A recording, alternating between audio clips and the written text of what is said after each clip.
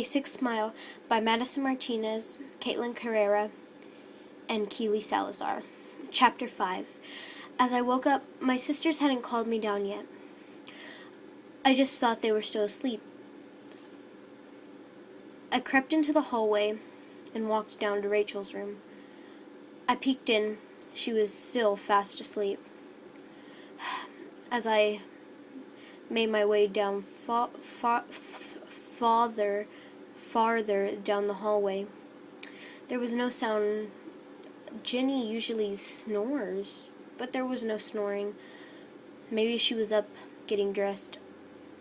But as I went down farther to her room, it was weird and quiet.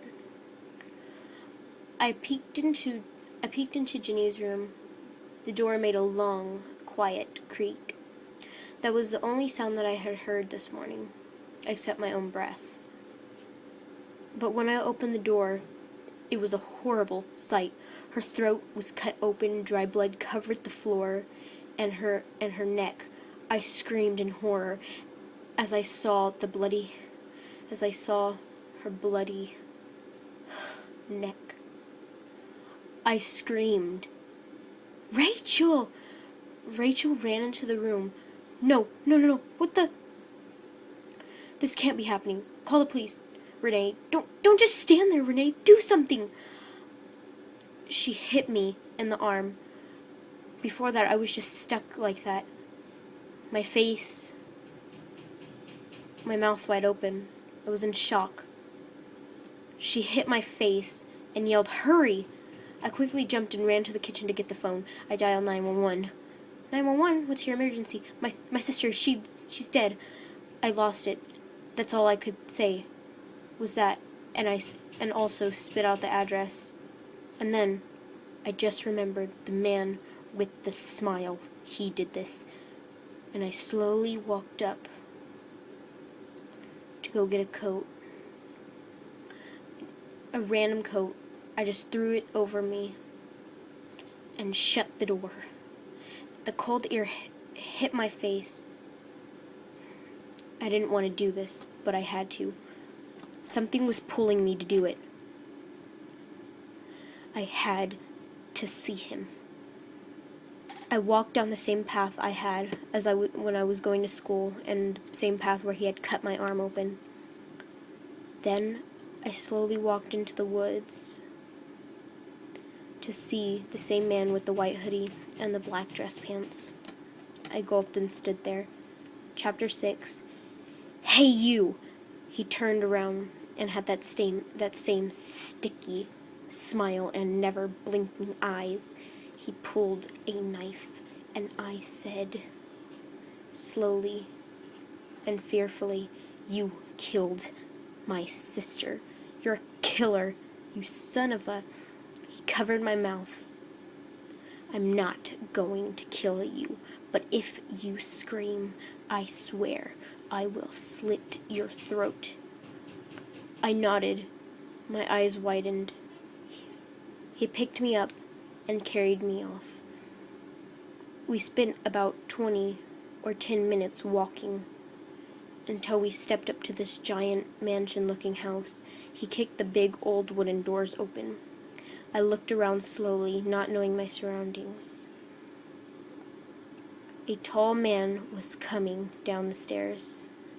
He had no face, just white. In sockets, I guess they were.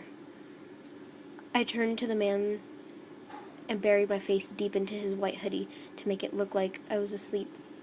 I stopped breathing, trying to look dead.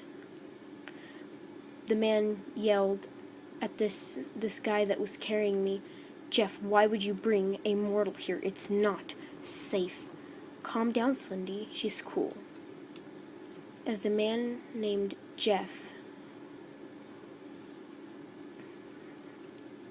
that's what the tall man called him, so I thought that was his name. He let me down to the floor. I almost let out a quiet cry as I rolled over to the tall man. The tall man came up to my face and almost picked me up. Child, what is your name? Why do you want to know? Don't question me, child. I said, what is your name? Renee, just leave me alone. All I want to know is why this guy killed my sister Jenny. It was not his idea, child. It was mine. You frustrated me. Well, what's your name, huh? And why did you tell him to kill my sister? My name is Slendy, and you don't need to know the reason why I made him kill your sister. And also, his name is Jeff. As I turned around, Jeff quickly yelled at Slendy. You just yelled at me not to bring her here, and then you treat her nicely? Shut up, Jeff! Slendy screamed at him. I let out a faint sentence. Can I go? No! Sorry, I'm upset. You will stay here till it's safe. What? No! What? Your room will be upstairs. Jeff, take her upstairs. I got up slowly, and Jeff picked me up, and then let me go again so I could stand. He walked me upstairs. Sorry, he's a douchebag. It's okay. It's not your fault.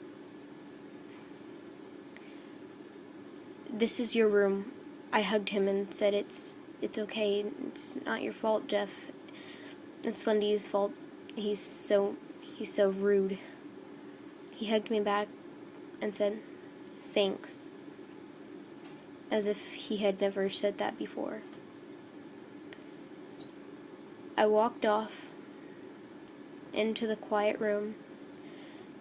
I noticed that the wallpaper was dark, with a floral pattern, and the floor is white carpet, as if the room had never been used.